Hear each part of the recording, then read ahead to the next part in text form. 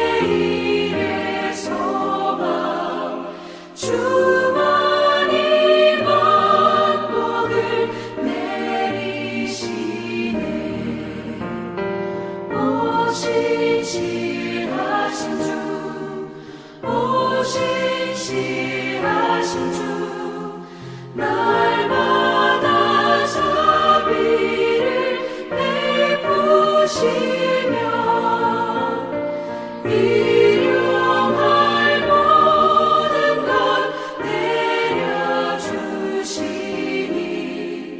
오신 시하신 주 나의 구주.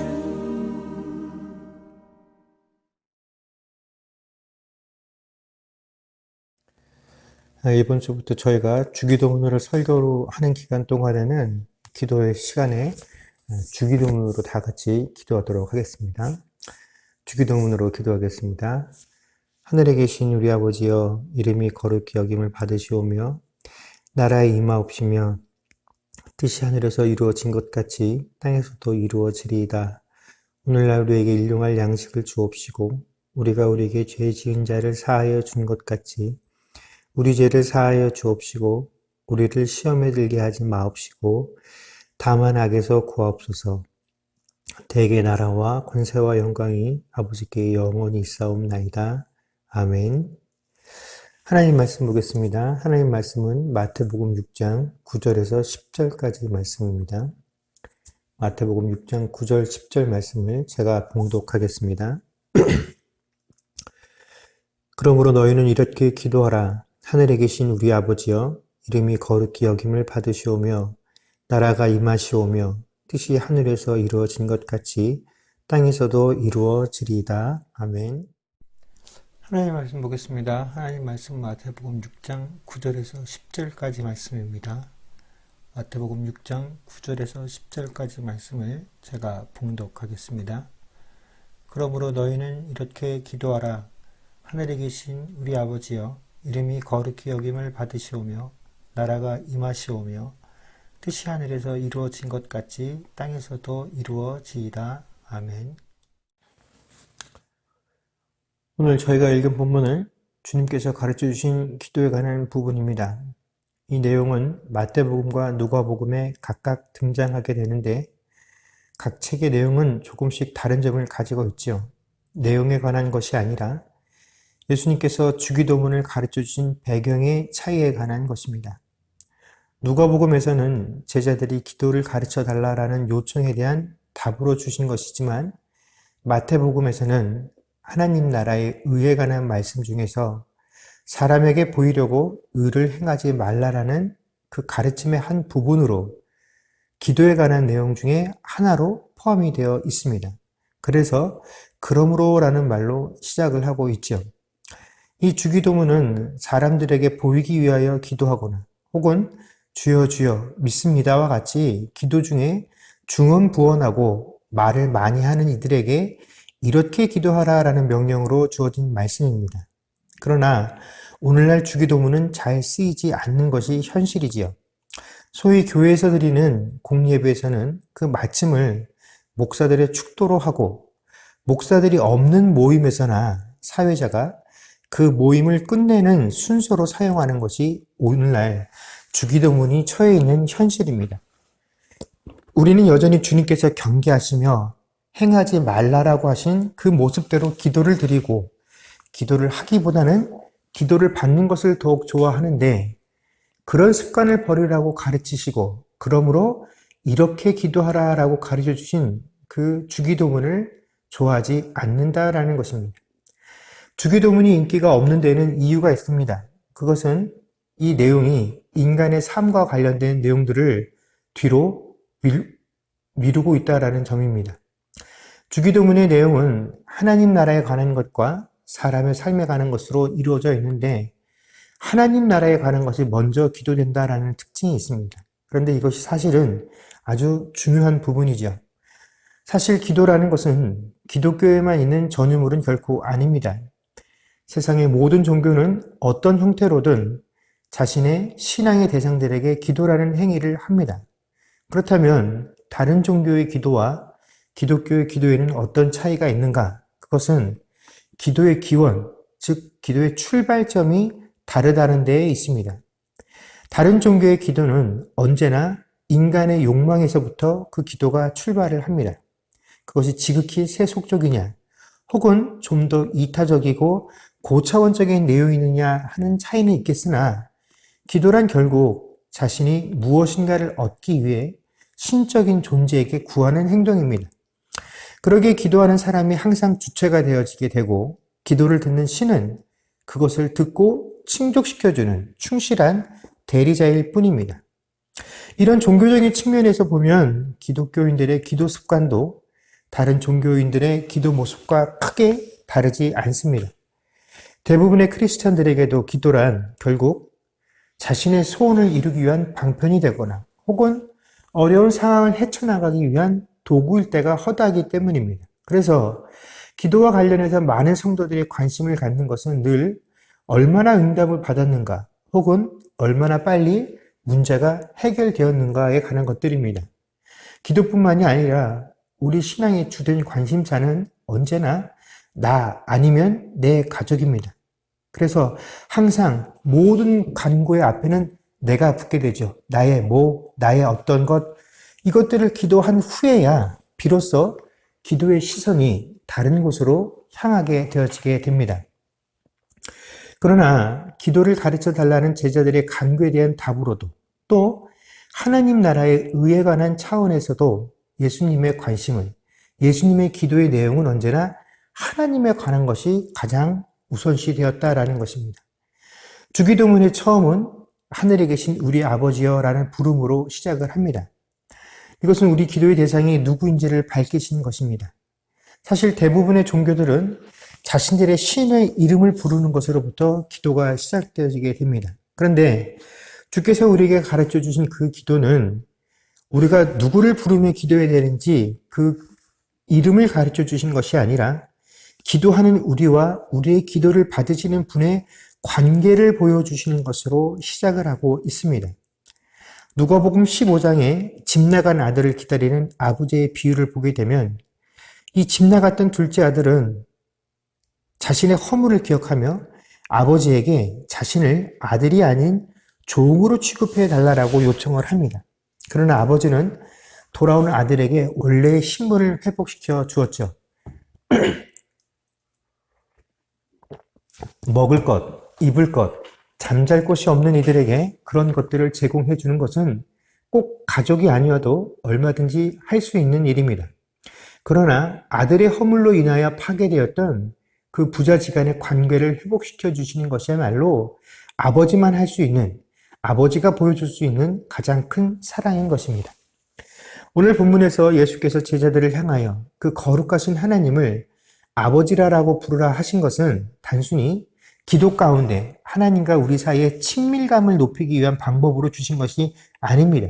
이것은 하나님과 우리 사이에 끊어졌던 관계가 회복되어진다라는 사실을 우리에게 주시는 것이며 하나님과의 관계가 회복되어진 사람들에게만 주시는 특권이다라는 사실을 우리에게 말씀하시는 것입니다. 이러한 관계가 성립되어지지 못한 것, 끊어진 관계가 회복되어지지 못한 자들은 결코 하나님께 기도할 수 없다라는 것입니다.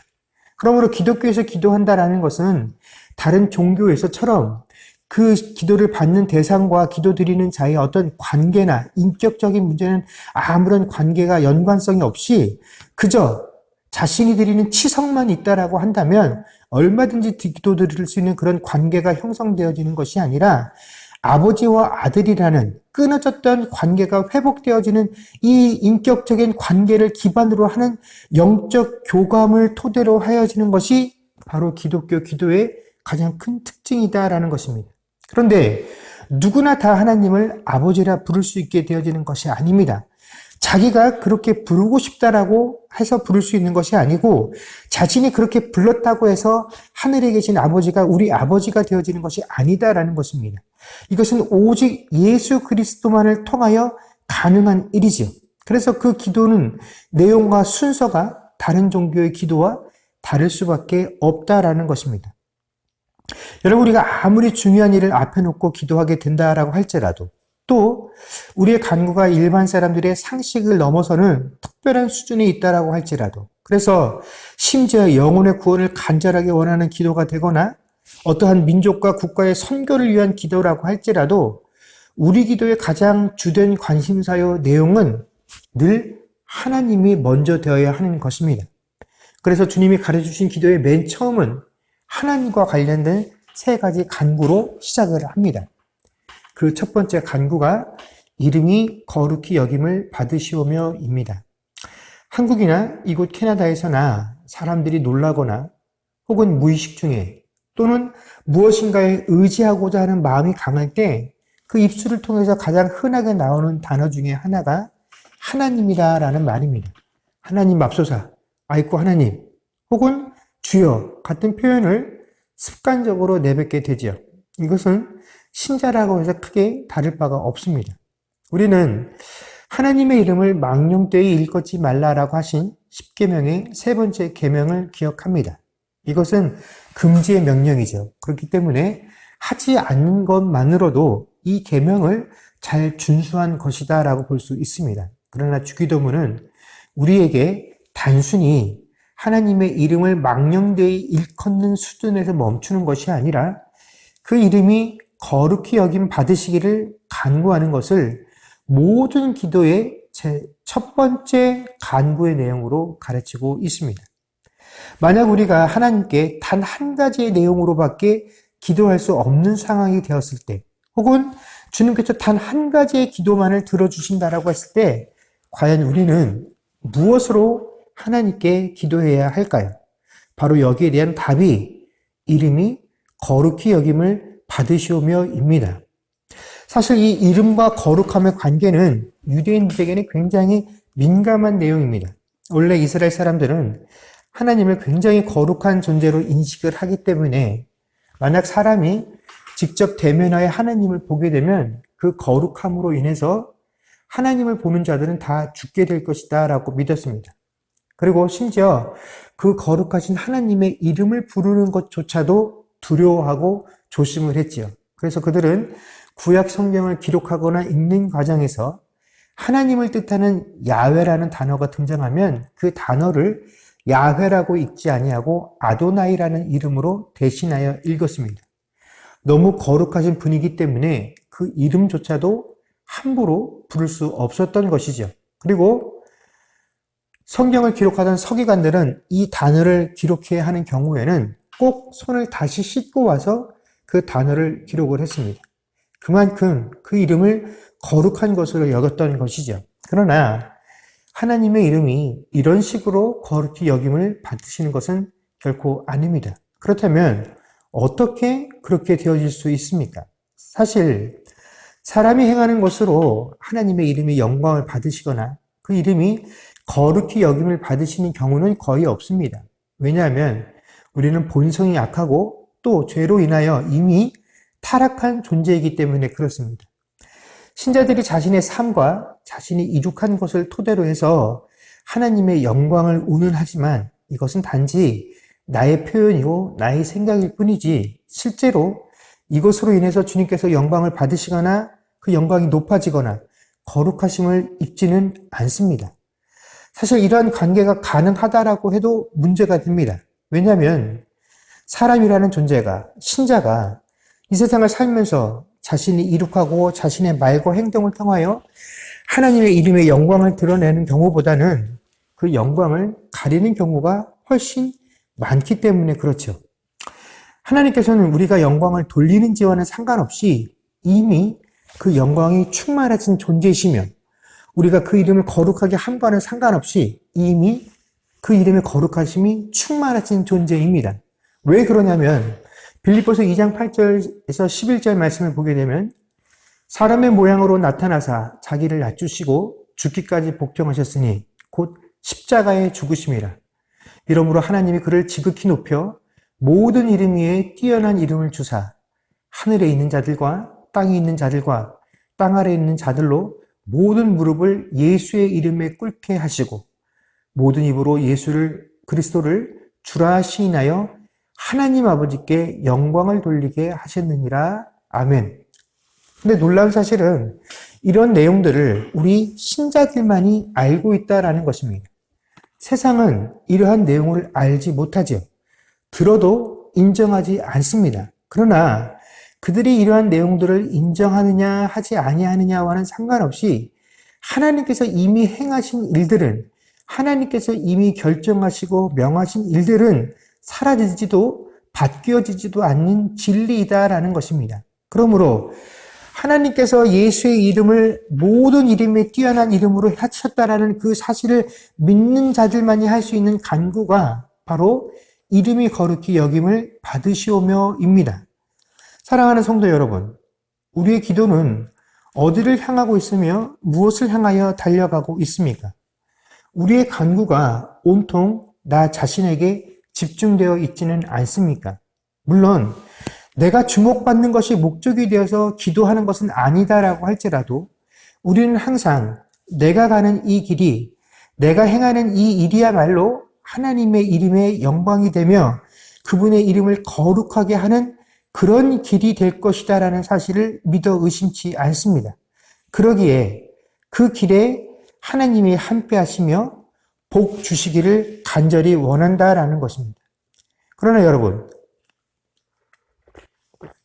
우리는 사실 그분께서 행하신 그 은혜의 결과로 이 삶을 살고 있는 것입니다. 그 은혜의 결과로 하나님을 아버지라 부를 수 있는 관계가 된 것이죠. 우리는 지금도 하나님이 행하실 그 열심을 기대하며 그 열심의 기대를 은혜다라고 말하며 그 은혜를 누리며 살아가는 존재들입니다. 그리고 하나님께서 행하실 그 열심들이 나 아닌 세상의 모든 이들에게 드러나게 되어지고 그들 모두가 나와 똑같이 그 하나님이 행하신 그 일들을 보며 그분을 높이고 찬양하는 그런 관계로 들어가기를 기대하고 소망하는 것, 이것이 우리가 할 수 있는 최선이다라는 것입니다. 그렇기 때문에 우리는 여전히 하나님께서 행하신 그 일의 결과로 드러나게 될 하나님의 이름과 그로 인해서 받게 되실 영광과 거룩하심을 소망하는 자들이 되어야 한다라는 것입니다.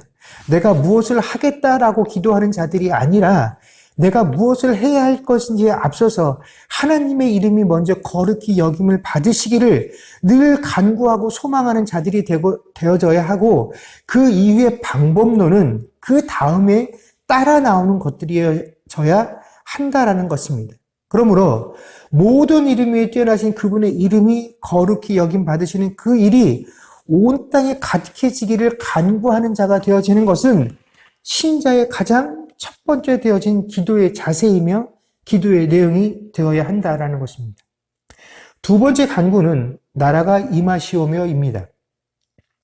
우리가 일반적으로 생각하는 나라라고 하는 개념은 영토에 국한되어져 있는 것입니다. 그러나 성경에서 말하는 하나님의 나라는 영토의 의미가 아니라 통치권의 의미를 가지고 있습니다. 그래서 원래 구약 성경에는 하나님의 나라라는 이런 표현은 없습니다. 오직 하나님께서 다스리신다라는 표현만이 있을 뿐이죠. 그렇기 때문에 성경적 개념으로 하나님의 나라라고 하는 것은 하나님의 통치가 미치는 모든 영역을 의미하는 것입니다.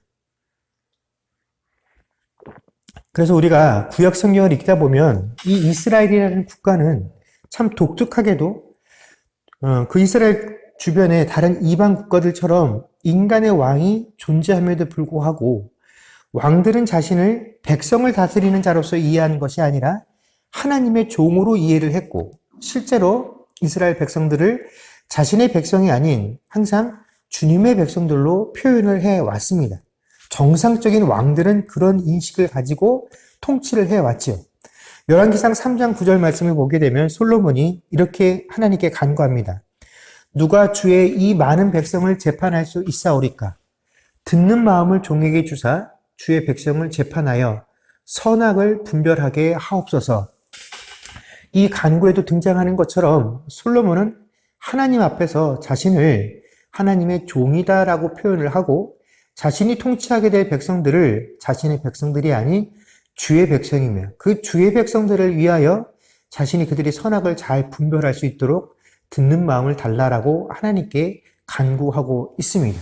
이것이 바로 이스라엘이 가지고 있는 나라로서의 정체성이다라는 것이죠. 즉 다시 말해서 천국이라는 것은 하나님의 나라라는 것은 우리가 죽어서 가게 될 꿈에서나 볼 수 있는 어떤 황홀한 장소, 모든 것이 풍족하고 아름답고 절대 평화가 있는 소위 다른 종교에서 일컫는 천당이나 극락이나 유토피아와 같은 것을 의미하는 것이 아니라 하나님의 통치가 이루어지는 공간을 의미하는 것입니다.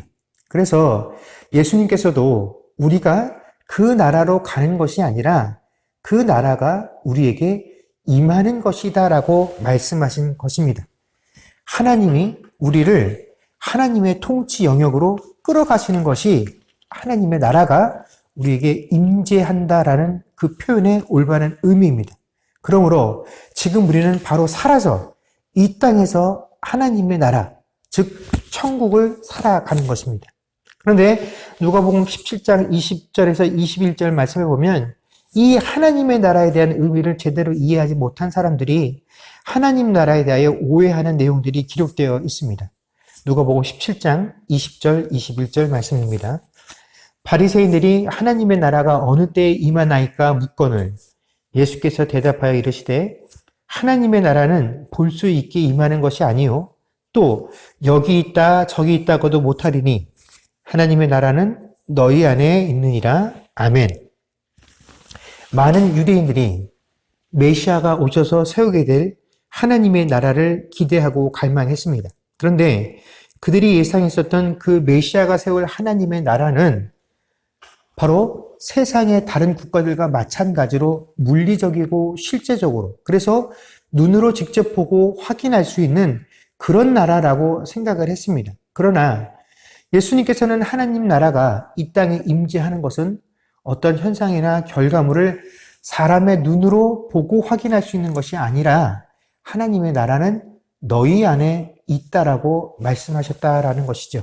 즉 우리의 마음적으로 우리가 하나님의 다스림을 받고 있으면 바로 우리는 하나님 나라 안에 살고 있는 것입니다. 그러므로 하나님 나라가 임하시옵소서라고 기도한다라는 것은 무엇을 기도하는 것입니까? 내가 하나님의 다스림 받기를 구하는 기도이며 동시에 내 안에 악한 세력이 멸망하기를 구하는 기도다라는 것입니다. 여러분, 우리는 흔히 하나님의 통치를 받는 영역에 내가 들어왔으니까 나는 이제 완벽하게 깨끗하고 또 거룩한 존재가 되었다라고 생각을 합니다. 그러나 우리의 본성은 여전히 늘 하나님 멀리하고 죄를 사랑하며 죄에 끌려다닙니다. 우리도 모르는 사이에 옛사람의 본성이나 습관이 아주 자연스럽게 우리의 삶에 배어 나오게 됩니다.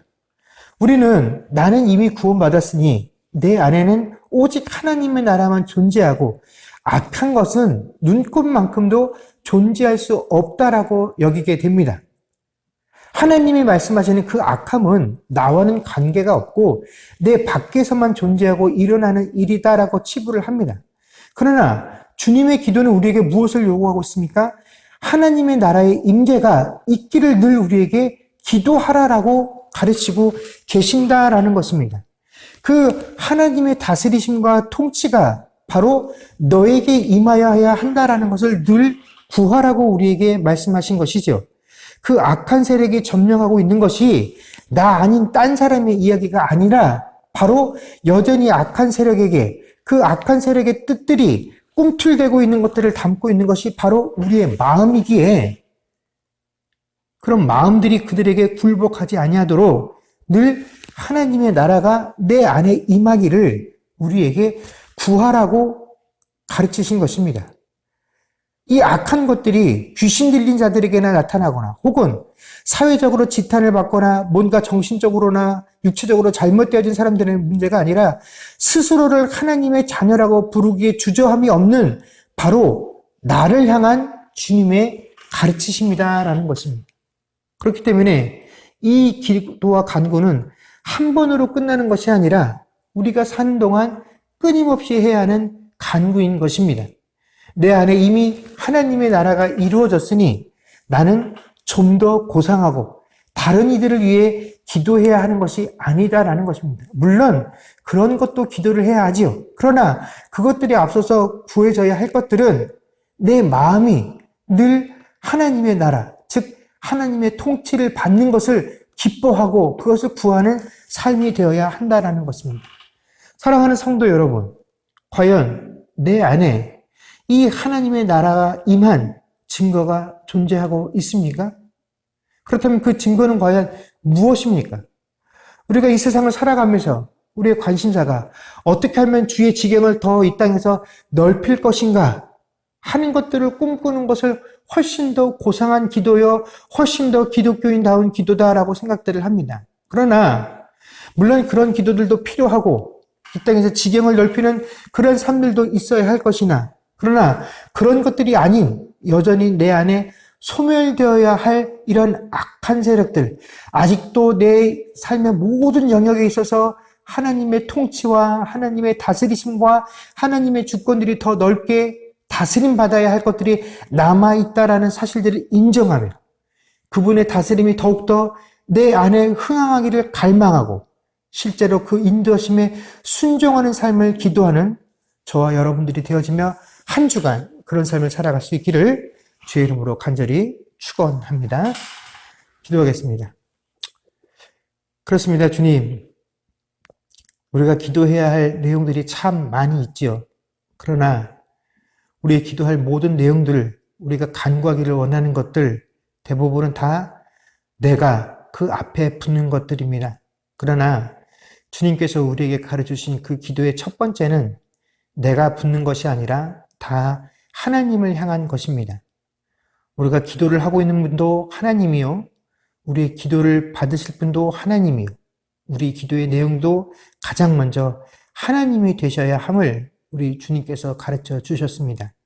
그럼에도 불구하고 우리는 주님께서 이렇게 기도하라고 말씀하신 그 기도보다는 늘 내 것으로 채워진 그 기도하기를 더욱더 좋아하고, 또 내가 기도하기보다는 누군가 나를 위해서 기도하는 그 기도받기를 더욱더 좋아하는 그런 삶을 살아가며 신앙생활을 합니다. 하나님, 우리가 먼저 하나님께 기도하는 자들 되게 하시고, 우리의 기도들이 먼저 하나님께로 향하는 자들 되게 하시고, 하나님께서 먼저 우리에게 간구하라고 하신 그 간구의 내용들을 실제로 우리의 기도 가운데 채워나가는 그런 삶들이 되어질 수 있게 하여 주시옵소서.